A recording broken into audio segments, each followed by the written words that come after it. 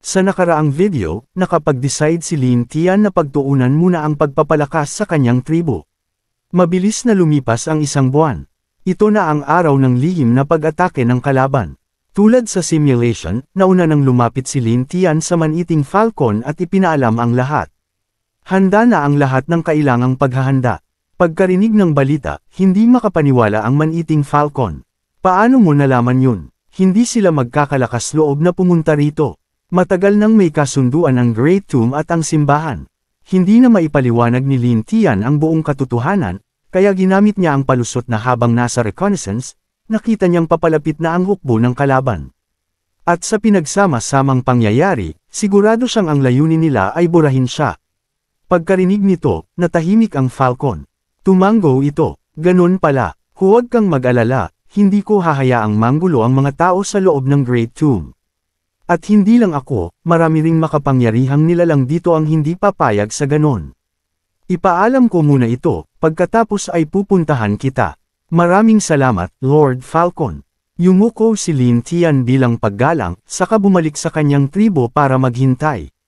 Sa labas ng Great Tomb, pumosisyon na ang elite army ng Empire, parang alon na sumasakop sa lupa, siksikan at tila wala ng espasyo. Ang pangunahing layunin nila, lipulin ng tuluyan ang tribo ni Lin Tian. Sa sandaling iyon, dumating na si Lin Tian. Nang makita siyang sakay ng isang dragon, agad napansin ng commander, isang batang lalaki na ang pangalan ay Clean, ang kanyang presensya. Base sa intelligence, may isang leader ng goblin na kayang mag-control ng dragon, walang duda, siya yon, bulong niya sa sarili. Mabilis siyang sumigaw. Ikaw ba ang pinuno ng mga goblin na sumire sa 12-12 ng bayan at nayon namin, ha? Tahimik na tumingin si Lin Tian pababa sa dagat ng mga sundalo. Sa kabila ng tensyon, kalmado siyang nakatayo. Hindi niya sinagot ang tanong. Sa halip, malakas niyang sinabi, nakalimutan niyo na ba ang kasunduan sa pagitan ng simbahan at ng Great Tomb? Ngayon ba'y pinili niyong baliin ito? Galit na sigaw ni Clean ang sagot, wala kayong kwenta kundi mga daga na nagtago sa loob ng Great Tomb. Hindi na kailangan pang igalang ang anumang kasunduan para patayin kayo. Binunot niya ang kanyang espada at itinutok ito kay Lin Tian. Nagliliyab ang kanyang battle aura, parang puputulan ang langit. Ang kanyang mga matay nagliliyab sa galit. Kita mo ba ang 10,000 sundalo sa likod ko? Ako mismo ang dudurog sa iyo para sa paghihiganti ng grandfather ko, at ni Alice. Ngunit hindi natinag si Lin Tian. Sa halip, tila tuwang-tuwa pa. Isang mapanghamak na ngiti ang gumuhit sa kanyang labi. Kaya pala, ganun ba talaga? Aba, hayaan mong sabihin ko sa'yo ang isang sikreto, masarap pala ang lasa ng isang sword saint. Mas matamis pa sa honey. Tumahimik ka, sigaw ni Clean, habol hininga sa galit. Pula ang kanyang mga mata, baluktot ang mukha sa puot. Lumingon siya sa kabalyerong nasa tabi niya. Your Highness, Holy Guard. Pahintulutan niyo na akong durugan ang lalaking to ngayon din. Napaisip si Lin Tian, napadaan lang talaga ako para silipin ang nangyayari. At ngayon, nakatagpo ako ng isang mahina na nisalita lang, natitinag na. Halos pumutok ang mga ugat sa noo ni Clean. Nangangatog na siya sa galit habang tinatitigan ang Holy Guard, naghihintay ng utos. Sandali lang, Duke, Clean, wika ng Holy Guard sa mabigat na tinig. Hindi pa bumabalik ang mga scouts natin. Kung susugod tayo ngayon, baka lang tayo'y pinapahulog sa patibong. Scouts, tumango si Lin Tian. Tinaas niya ang isang bangkay gamit ang kanang kamay at itinaas ito sa harap nila. Baka ito ang hinahanap nyo. 10 minuto ang nakalipas, sa ibabaw ng bangin, palihim na. Lumapit ang 2 Imperial Scouts sa lugar ng tribo ni Lin Tian. Pagkasilap nila sa ibaba, biglang nataranta ang isa. Putsya, sabi sa intel, ilang daang goblins lang meron dito, pero kitang-kita ko, libo-libo to. May mga bihag pa silang babae at monsters. Kaya pala bumagsak dito ang Sword Saint. Umalis na tayo agad, delikado tong lugar na to. Paglingon nila para bumalik sa taas ng bangin, isang pares ng nagliliwanag na mga mata ang bumungad sa kanila mula sa dilim. Nanlamig ang mga katawan nila. Napapaligiran na pala sila. Nakapalibot sa bangin ang goblin at ang grupo ng mga hero-rank Dark Goblins, parang mga gagambang nakadikit sa bato, tahimik na pinagmamasdan ang kanilang biktima. Ilang sandali lang ang lumipas, sumambulat ang desperadong sigaw ng mga scouts, gumuguhit sa buong bangin. Sa gitna ng labanan, nang makita ni Cleen ang bangkay ng isa sa kanyang scouts, tuluyan na siyang napuno. Makinig kayong lahat, sigaw niya, sumugod, lipulin ang bawat goblin sa loob ng Great Tomb. Sunod-sunod ang bugzo ng mga sundalo, parang alon ng kamatayan. Ang sabayang yabag nila ay tila tunog ng mga tambol ng impyerno. Ha, manginig kayo sa amin. Yan ang kabayaran ng pagsuwi sa Empire. Hinampas ni Cleen ang kanyang warhorse para sumugod diretsyo sa gubat. Ngunit pag-alis ng kanyang tingin kay Lin Tian at pagharap sa harapan niya, biglang nanigas ang katawan niya. Isang matinding lamig ang gumapang sa kanyang gulugod. Nanlamig ang kanyang dugo sa takot. Sa gitna ng dilim ng gubat, may dalawang dugong pulang mata na nakatitig sa kanya, matatalim, punong-puno ng nakakatakot na presensya. Mula sa kadiliman, dahan-daang lumitaw ang isang figure, ang maniting falcon. Ang mga Holy Guards, na noon ay nagdarasal ng mga banal na kasulatan, biglang natahimik. Ramdam nila ang panganib. Isa-isa silang humugat ng armas, handang lumaban. Si Cleen, basang-basa ng malamig na pawis, nakatingin sa kanya. Ang bawat hibla ng kanyang pakiramdam ay sumisigaw, delikado to. Pero hindi man lang siya pinansin ng maniting falcon.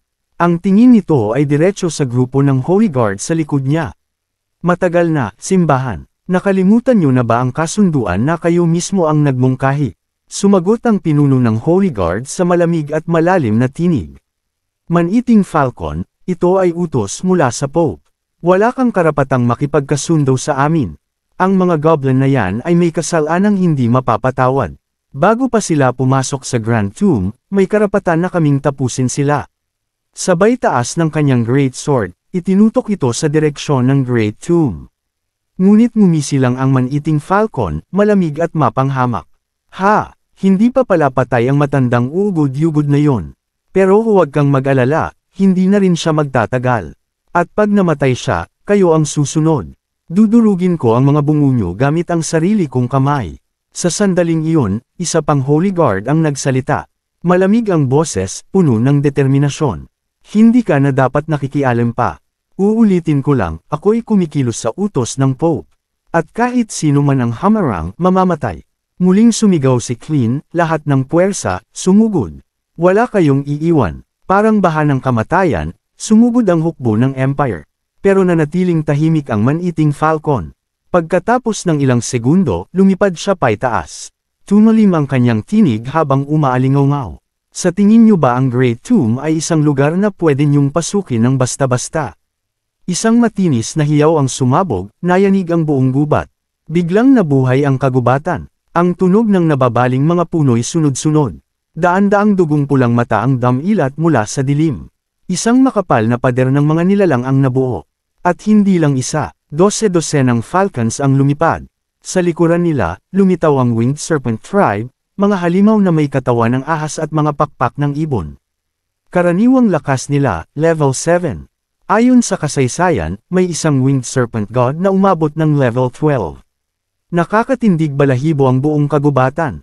Sunod-sunod ang malalakas na alulong at ungol ng mga dambuhalang halimaw habang nagsisilabasan isa-isa. Ang hukbo ng Empire, na buong lakas na sumugod, natigilan sa nakita, isang dagat ng pulang mata ang sumalubong sa kanila. Walang kahit isa ang naglakas loob na tumuloy. Ibig sabihin, ang Great Tomb ay nagpasya ng pangalagaan ang mga goblin. Maaari mong isipin, wika ng maniting falcon, may halong pangungot siya sa ngiti. Tahimik ang pinuno ng Holy Guards.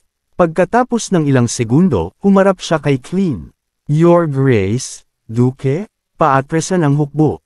Napanganga si Cleen. Ano po? Tama ba ang dinig ko? Atres tayo. Mas pipiliin pa ng Empire ang mamatay sa digmaan kaysa umatras. Ako mismo ang papatay sa kanya. Lumingon sa kanya ang commander ng Holy Guards, matalim ang titig kahit natatakpan ng maskara. Hindi ito pag-atres. Ito ay paghahanda para sa mas malaki pang digmaan. Sa sandaling iyon, biglang naintindihan ni Cleen ang lahat. Bumaling siya sa kanyang hukbo at sumigaw, lahat ng unit, umatras. Tandaan niyo, hindi tayo tumatakas. Babalik tayong mas malakas.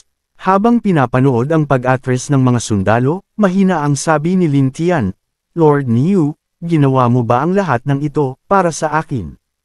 Alam mo, hindi lang naman talaga para sa iyo to. Ginamit ko ang sitwasyon mo para magpadala ng mensahe sa simbahan, na hindi na natatakot ang Great Tomb sa kanila, wika ng Man-Eating Eagle. Nag-iba na po ang pangalan, hindi na po Man-Eating Falcon, Man-Eating Eagle na po. At nagpahabol pa siya ng payo kay Lin Tian, isa pa pala. Bilasan mo ang pagpapalago ng tribo mo. May isang makapangyarihang nilalang sa loob ng Great Tomb na may tiwala sa iyo. Pinapadala niya ang mensaheng ito, kapag naging Goblin King ka, karapat-dapat kang maging bahagi ng Great Tomb. Pagkarinig nito, naramdaman ni Lin Tian na may kakaiba talaga sa Great Tomb.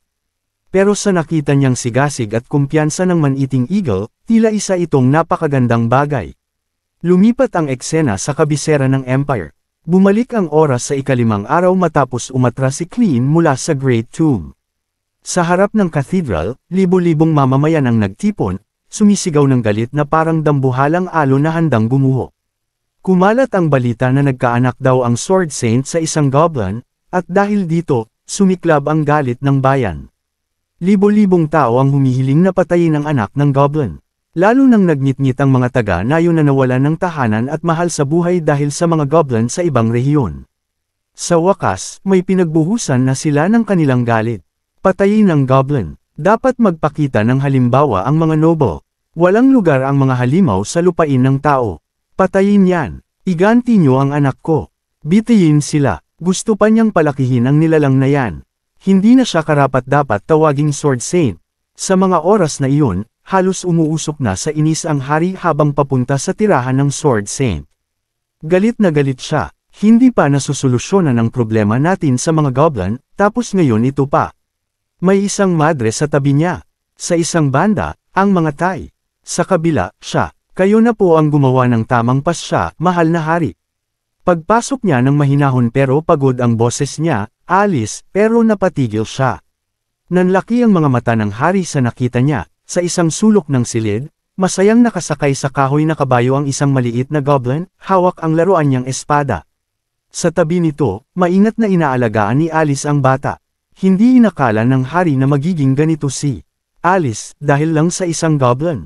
Kung sana'y nakapagdesisyon agad ako, baka hindi na uwi sa ganito. Habang iniisip niya ito, biglang bumunot ng espada ang hari na nasa tagiliran niya. Tumigas ang tingin niya, malamig at matigas. Alice, lumayo ka. Ayokong saktan ka. Mabilis na tumarak ang espada patungo sa goblin, na tumangala sa takot, wala pang kamuwang-muwang sa panganib. Pero bago tumama ang talam, hinawakan ito ni Alice gamit ang kanyang kamay. Damyugo ito, pero hindi siya natinag. Tumigas ang mukha niya, at malamig ang boses. Mahal na hari, anong ginagawa niyo? Sumigaw ang hari, puno ng pighati at galit. Para sa bayan ng Empire. Para sa kinabukasan ng kaharian. Kailangang ibalik kita sa tamang landas. Kumikislap sa lamig ang espadang hawak ni Alice. Itinutok niya ito sa lalamunan ng hari. Tumahimik ang buong silid. Parang uminto ang mundo. Tiningala siya ni Alice, umaagos ang luha, parang ulan. Ang dating matapang na Sword Saint, ngayon isang inang desperadong protektahan ang anak niyang walang kasalanan. Mahal na hari, habang buhay na lang ba akong hindi mapapatawad? Bakit, pati ikaw, tatalikod sa akin? Biglang may lumabas na gintong liwanag mula sa pintuan, tumilapon si Alice sa lakas ng tama. May pumasok na pari, lahat, pati ang hari, ay nagulat. Isang cardinal, ang pinakamataas sa simbahan. Hindi siya nag-aksaya ng oras at nagsimulang magdasal. Transcendent Holy Skill, Holy Judgment Cage. Bumaba mula sa langit ang haligi ng banal na liwanag, kinulong si Alice sa makinang na selda. Nawalan siya ng banal na kapangyarihan. Wala ng armas. Wala siyang laban. Tumalikod ang hari, ang mga mata niya ay puno ng magkahalong emosyon. Tahimik siyang lumakad palayo. Pagdaan niya sa tabi ng cardinal, binitiwan niya ang mabigat na salita. Please, sa inyo ko na po iiwan ang pasya. Ako, hindi ko kayang gawin kapag tinitingnan ko siya. Napaluhod si Alice, humahagulgul. Huwag, pakiusap, huwag niyong patayin yun. Ito na ang parusa ko. Huwag niyo nang kunin ang lahat sa akin. Nawalan na ako ng banal na kapangyarihan. Tiningnan siya ng cardinal na parang walang puso. Hindi ka iniwan ng Diyos. Ikaw ang tumalikod sa kanya. Pagkatapos, ibinaba niya ang tingin sa maliit na goblin. Ibigay niyo sa akin ang nilalang na ito. Tumangala ang munting goblin sa lalaking nasa harapan niya, may halong pagtataka sa mga mata. Pero para sa isang katulad ng cardinal, na higit pa sa batas at moralidad, ang dapat gawin, kailangang gawin agad. Isang gintong sinag ng liwanag ang dumaan sa ulo ng goblin. Parang bumigay ang dam ng emosyon ni Alice, bumuhos ang kanyang luha habang ang hagulgol niya'y dumurog sa katahimikan, tumagos sa puso't kaluluwa. Sa sandaling iyon, alam niyang hindi na siya kailanman mapapatawad ng Diyos. Sa labas, tuloy pa rin ang galit na protesta ng libo-libong tao. Puno ng puot ang kanilang mga mata. Patayin ang goblin. Hindi na siya karapat-dapat humawak ng banal na espada. Saintes pa ba yun? Goblin ang inaalagaan. Kadiri. Idol ko pa naman siya noon, ngayon basura na. Umalangaw-ngaw ang mga insulto na parang kulog sa buong plaza. Bumaba ang hari mula sa staircase. Matigas ang mukha niya, wala ni katiting na emosyon. Bitbit niya ang bangkay ng goblin. Nang makita ng mga tao ang patay na nilalang, bigla silang natahimik.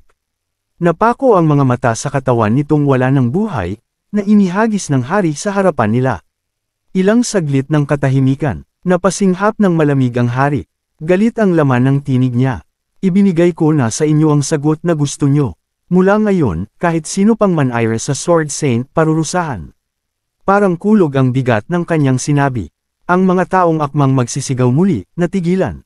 Walang gustong magsalita. Tumalikod ang hari at lumakad palayo, mabigat ang mga hakbang, parang pasan niya ang buong mundo. Ni hindi na niya alam kung anong klaseng tao ang magiging si Alice kapag nagising siya muli. Kinabukasan, tulala pa rin ang hari sa Royal Sanctuary, nilulunod ng guilt ang sarili. Biglang bumungad ang Holy Mother, habol ang hininga at may dalang balita. Your Majesty, si Alice, nawala siya. Ano? Tumayo agad ang hari, halatang nabalisa. Lubusan ng sumabog sa kontrol ang lahat. Kung may masama mang mangyari kay Alice, hindi lang siya, kundi buong kaharian ang masasaktan ng husto. Sa parehong oras, habang ang hukbo ni Clean ay umurong mula sa Great Tomb, may pagbabago namang nagaganap araw-araw sa tribo ng mga goblin. Ang Berserk Goblin ay nanginginig sa lupa, pasiga. Boss, pakiramdam ko, mag-e-evolve na ako. Pakiramdam niya'y parang dinudurog ang lahat ng buto niya. Nangisay siya sa sakit, bumubuga ng puting usok ang katawan. Para bang nasusunog ang laman niya. Pero maya-maya, unti-unting naghilom ang nasunog na balat. Lumitaw ang panibagong balat na kulay dark purple, may mga basag-basag na guhit na bahagyang kumikislap sa asol. Ang dati niyang 2 bisig, naging 6. Tumili siya sa tuwa. Boss, marunong na ako mag-magic. Berserk Goblin. Level, 70. Race, Goblin. Class, Dark Mage. Titles, Reborn, Demonized, Insatiable Glutton, Blessed by the Gods. HP, 2,000. Strength, 5,001. Defense, 540. Skills, Evil Hand, Demon Flame, Forceful Impact, High Pressure Domain. Combat Power, 3,100. Equipment, None. Nag-uunahan sa selos ang ibang mutated goblins. Anong espesyal dyan? Boss, gusto rin namin ng karne. Gusto rin naming umabot ng level 70. Nakahiga si Lin Tian sa isang bato, nakangiti. Puno ng halimaw ang kagubatan na to. Kung gutom kayo, manghuli kayo. Kailangan niyong lumaban para matuto. Mga tamad, alam niyo ba kung sino ang dahilan kung bakit buhay pa kayo hanggang ngayon? May goblin na takot-takot na sumagot. Boss, delikado kasi sa labas. Binalot ng apoy si Lin Tian. Galit ang sagot, at sa tingin mo, ligtas ang buhay ko. Napatawa ang goblin sa kaba, mabilis na tumango. Gets na, boss. Aalis na kami. Huwag kang magalit. Agad namang nagpresenta ang Berserk Goblin. Boss, hayaan mo akong sumama sa kanila. May kapangyarihan sa loob ko na gustong kumawala. Umirap si Lin Tian. Sa tingin nyo libre ang pagkain. Yung supply na meron tayo ay para sa mga batang goblin, para kahit papano may laban sila paglabas nila sa tribo. Habang papalayo ang grupo, may aninong bumaba mula sa langit. Isang pamilyar na anyo, ang Falcon. Bumaba ito ng dahan-dahan, parang nahihiya pa. Lin Tian, may gusto akong ipakilalang Lord sayo. Ngumiti si Lin Tian at tahimik na napaisip. Makipagkilala sa ibang Lord. Ayos yan. Kung sakaling magkaproblema ako sa mga makapangyarihang nilalang, pwede silang gawing panangga. Masaya akong bukas ka sa ganito. Nasa likod ko na siya, sabi ng man-eating eagle, sabay turo. Pagharap ni Lin Tian, bigla siyang napatigil. Sa likod niya, may nilalang na halos 3 metro ang taas. Parang mutated lizard mula sa Spider-Man movies. Pero ang kaibahan, ang mga kaliskis nito'y kumikislap sa gintong liwanag, parang gumagalaw na bundok ng ginto. Ang malamig nitong mga mata, nakatutok sa kulungan ng mga tao sa tribo. Kita ang gutom sa titig nito. Sumisilip ang mahabang dila, tila hinahanap ang amoy ng biktima. Dahan-daang binuksan ni Lin Tian ay ang info panel. Name, Golden-Haired Lizard. Race, Demi-Human. Level, 88. Combat Power, 3,990. Hindi naman ganoon kalakas. Maraming salamat sa panunood. Kung nagustuhan mo ang video, huwag kalimutang mag-like, mag-subscribe, at i-click ang bell icon para updated ka sa mga bagong kwento.